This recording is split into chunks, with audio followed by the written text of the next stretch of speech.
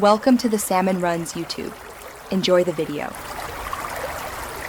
In this video, I will show how to make stir-fry chicken.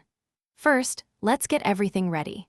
Start by cutting about 1.5 pounds of boneless chicken, like thighs or breasts, into 1-inch pieces. Next, prepare 4 cups of your favorite stir-fry vegetables, such as broccoli, carrots, and bell peppers. Having all your ingredients prepped and ready before you start cooking is key for a smooth stir-fry experience. Now let's cook the chicken. Heat 1 tablespoon of high-heat cooking oil, like canola or peanut oil, in a large pan or wok over medium-high heat. Add your chicken pieces and cook them for about 5 to 7 minutes, stirring occasionally until they are nicely browned and cooked through. Once done, remove the chicken from the pan and set it aside for later. This ensures the chicken doesn't overcook. Next, it's time for the vegetables and sauce. Add 2 more tablespoons of oil to the pan and stir-fry your prepared vegetables for 3 to 5 minutes until they are crisp tender.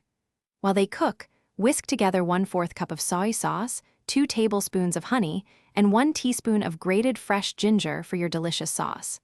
Pour this sauce over the vegetables and cook, stirring, until it slightly thickens. To finish our amazing stir-fry, return the cooked chicken to the pan with the vegetables and thickened sauce. Stir everything together gently for 1 to 2 minutes, ensuring all the flavors meld beautifully. This final step brings all the components together for a harmonious dish. Serve your homemade stir-fry immediately over fluffy rice or your favorite noodles for a satisfying and quick meal. Enjoy! Thanks for watching. Consider subscribing if we helped you.